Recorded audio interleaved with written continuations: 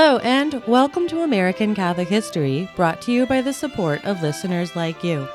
If you like American Catholic History, please become a supporter at americanCatholicHistory.org/support. Also, if you don't already, be sure to follow the podcast and give us a 5-star rating and a great review wherever you get your podcasts. I'm Noelle Heaster-Crow. And I'm Tom Crow. Today we're talking about a gun-toting, cigar-smoking, whiskey-drinking, punch-throwing mountain of a black woman who is actually a very tender, motherly lady. Yes, for all her manly abilities, Mary Fields was beloved of the children in the wild west of Montana, and she was a dear friend of the Ursuline nuns who were at work in that mission field. Now, that's quite an introduction for today's subject. Well, she was quite a woman. She really was. But she had to be because a number of people were not kind to her. She was black, and she was a woman who did things that typically only men would do. One of those things, driving a wagon to deliver mail through the rough and often dangerous terrain of Montana, earned her her nickname, Stagecoach Mary. Yes, now, Stagecoach Mary. It's a nickname that she still bears today, but it apparently was not given to her as a compliment. It was actually a way to kind of denigrate the really impressive service that she provided. But as time has gone on, and the reason why driving a stagecoach was less impressive than driving a mail wagon has faded from our collective memory, the nickname Stagecoach Mary has become a positive. I mean, when I first heard of someone called Stagecoach Mary, long before I knew she was Catholic, I was intrigued.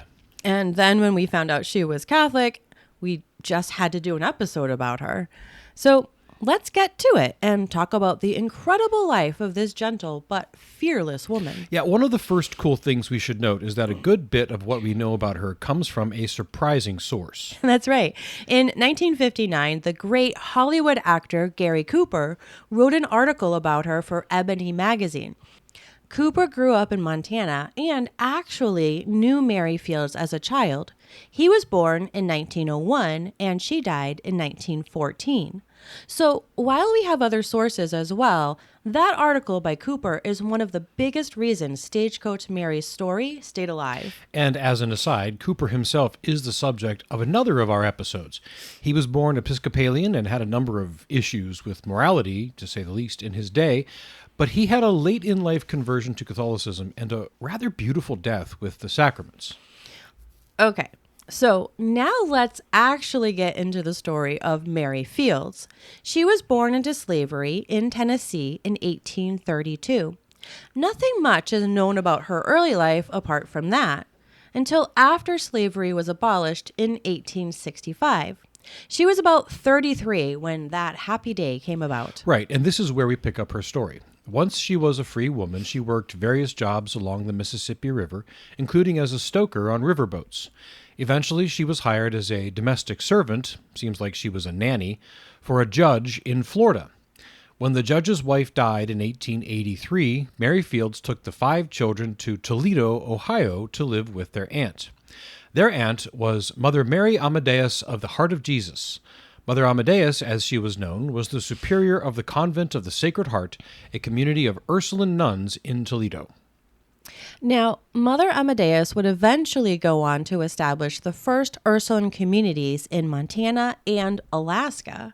So she may warrant an entire episode all of her own, but in this episode, she's a supporting character. Yes, let's stick to Mary Fields. So in 1883, Mary Fields, a former slave woman from Tennessee, was about 50 years old, and she was living with Ursuline nuns in Toledo. She was quite a bit of an incongruous member of the community. Yeah, not only was she black, but she was a large woman. Some sources say she was more than 6 feet tall and more than 200 pounds. Even if she wasn't quite that large, keep in mind the life she'd lived to this point. 33 years a slave, then working among the riverboats of the Mississippi. She was certainly strong and capable. And she had developed a number of coarse habits and interests. Coarse language, she smoked, and she wasn't opposed to having a drink or two, or defending herself with a pistol, or her fists if necessary. And like we said, she was a formidable figure. Yes, her physical power and the abilities she had developed came in very handy for the sisters. She was happy to help out in any way she could. She worked as a gardener and as a carpenter. She would go buy supplies and help with whatever the sisters needed. And to make things easier for the sisters, she was Catholic. Yes. Now, we couldn't find evidence as to when or where she was baptized and received the various sacraments, but based on accounts from later in life, we know that she was Catholic from some early date. So things were going fairly well in Toledo until Mary Field's dear friend, Mother Amadeus, was sent west. As we said, she was the foundress of the Ursulines in Montana. She was sent west to establish a school for Native American children in the frontier town of Cascade, Montana. So Mother Amadeus went west and Mary Field stayed in Toledo. It seems she would have stayed there for a long time, maybe indefinitely, but in the winter of 1885, word came that Mother Amadeus had come down with pneumonia and was in danger of dying. That was all it took. Mary Fields packed up and headed to Montana immediately. She was going to nurse Mother Amadeus back to health. You can just picture it. Seriously. She arrived in Montana, initially in Cascade, and then finally the additional rough 34 miles to the Ursulines' mission among the natives. Once there, Mary helped Mother Amadeus regain her strength. In part, she did this by doing what she'd done in Toledo, whatever was needed. She took strain off of Mother Amadeus by being there and helping out. After Mother Amadeus recovered, Mary decided to remain with the Ursulines at their mission, where she became a jack of all trades for the sisters. Yes. When they needed a new, larger home for their growing order and for their growing school, she took the lead in getting new structures built. On their farm, she built a shelter for their chickens, large enough for 400 hens. She also helped with driving the mission's team of horses and handling deliveries of all sorts. And she also had a nurturing side, providing mentorship and care to others, particularly the girls of Native families who didn't always receive the care they needed. She was good with gardening and helped to raise livestock. She also, unsurprisingly, because of her background as a domestic servant, was adept at laundry duties, sharing techniques and insights into newer soaps that would help clean and preserve clothing and linens longer than previously experienced. And after work was done, she was a great one for entertainment. She was good with a guitar, banjo, and harmonica. She truly was a remarkable presence in that frontier town. I mean, imagine she picked all that up on the Mississippi, absolutely. right? Just, yeah, bringing that out there. She was beloved by the children and others who saw in her an example of being joyful through sadness and difficulty and not backing down. Now, the Indians took to calling her White Crow because she acted like a white woman, but was black as a crow. Okay, then. Others in that frontier region started calling her Shotgun Mary because she was good with a shotgun and usually had one with her. But while she usually had a shotgun with her, one thing she always had with her was a Smith & Wesson .38 special revolver. And she was a good shot with it. Over time, she established herself as being about as capable as any man in hard work, in downing the whiskey, and in brawling. But a number of people were not happy with this, and they worked against her. Seems they didn't appreciate competition from a black woman. They talked about her and spread stories. This opposition unfortunately affected the bishop. The first bishop of Helena, Jean-Baptiste Brondel, was given stories of her coarse behavior. Some sources say the bishop was told that Mary had challenged a man to a duel after he had publicly accused her of shoddy work at the convent. Now, this story may or may not be true, but the overall picture the bishop got turned him against her. In 1894, he wrote to her ordering her to leave the Ursuline mission, and he wrote to the Ursulines ordering them to sever all connection with her. Mary would not take that lying down. She traveled to Helena to confront the bishop and to defend herself against the charges. The sisters wrote to the bishop begging him to reconsider, expressing their love for Mary and their support for her. Bishop Brondel was unmoved. Mary had to leave the mission that she had served so faithfully for nearly 10 years. She settled in the town of Cascade, where she began to set up a new life. Her first endeavor was a diner which she ran herself. Now, this only lasted about 10 months, however, as she kept serving people who were unable to pay. Charity is great, but without money to support the endeavor, it just doesn't last. Don't we know that? Yeah. After her diner failed, she took up the job that eventually brought her the nickname Stagecoach Mary. Yes, this was in 1895. She was 63 years old, and she took up a position as a star route mail carrier for the U.S. Postal Service, taking on the treacherous 34-mile route between Cascade and the Ursuline mission. So it put her back in touch with the sisters. Yes, and in a way that the bishop could not forbid. Very crafty. Mary served her star route faithfully through rain, sleet, snow, in spite of broken wagon wheels, attacks by bears and wolves, and all manner of adversity. And one of those spots of adversity turned out really well for her.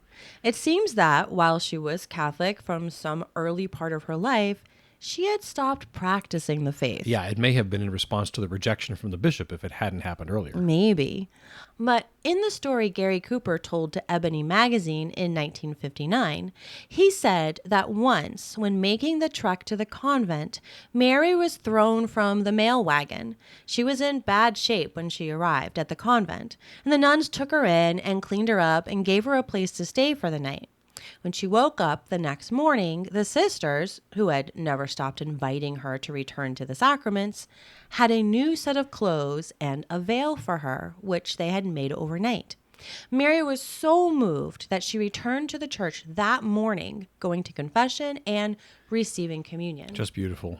God writes straight with crooked lines. It just shows the power of witness and relationship as well, right? Yeah. Yeah. Mary ran that star route for 8 years, and she did it as well as any man did.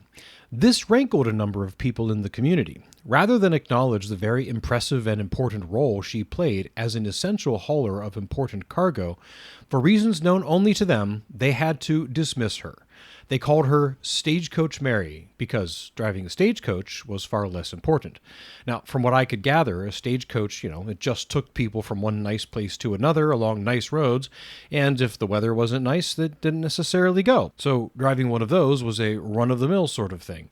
Driving a mail wagon, on the other hand, was the stuff of tough men.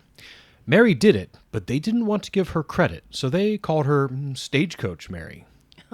Well, the laugh's on them, because that nickname is not an insult nowadays, and she's remembered, and they aren't. Exactly. And honestly, it seems like it was only a few loudmouths who caused her grief.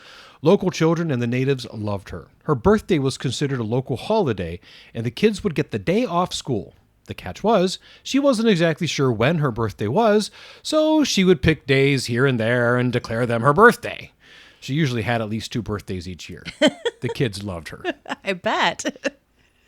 And I'll bet Gary Cooper was among those who enjoyed this benefit. So, yeah, no wonder he wrote a glowing article about her. You just might be right. Mary served as a star route carrier until 1903, when she retired from the route and opened a laundry business. She was 71. One anecdote from this time, which again may or may not be true, was that one day when she was sitting playing poker with some men in a saloon, she saw a man passing by who owed her $2. He had refused to pay her for some time. So she got up from her game, went out, and confronted him. She gave him one last chance. And when he refused to pay her, she decked him, laying him out. She told him then that the debt was forgiven and went back to her game. Yeah, if it isn't true, it ought to be. I know. Yeah, I love this lady. In 1910, Mary agreed to become the mascot for the local baseball team, the Cascade Cubs. She attended all the games. She loved baseball. Another reason to love her. Absolutely. She would make boutonnieres for the players using flowers from her own garden. And for players who hit home runs, she brought larger bouquets. Mary is also remembered in those parts for 2 legal reasons. First was another measure taken by local leaders to restrict her actions. Mary would frequent local saloons, as we said a moment ago, and she wasn't shy about knocking back a shot or two. But her visits to the saloons had a very practical reason also. She was there to gather information about who was in town, what trouble was brewing, and what dangers may be lurking for someone who, like her, traveled the highways and byways. Well, in 1911, the local government passed a law forbidding women from entering saloons. There really was only one woman whom this affected, Mary Fields. Everyone knew it was aimed squarely at her. This unjust exclusion lasted for 2 years until a new mayor was elected, who was an old friend of hers, and he had an exception carved out specifically for her. Another legal reason she is remembered was because in February of 1912, when she was 80 years old, she marched into the post office and registered to vote. She was denied because Montana hadn't passed women's suffrage yet, but she believed that she should have that right.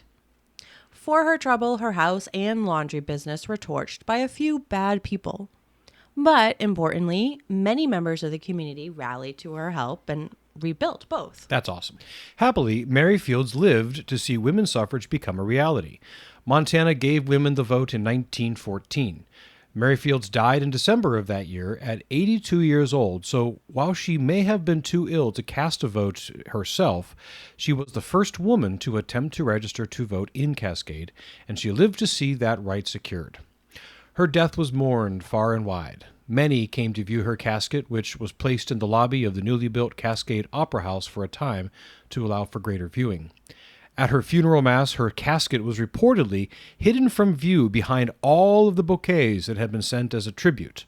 Her funeral was among the largest that the town of Cascade had ever seen. She was a larger-than-life figure.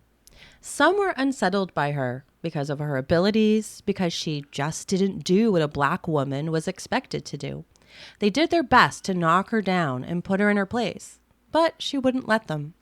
Many others, in fact we'd say most others who came to know her, loved her.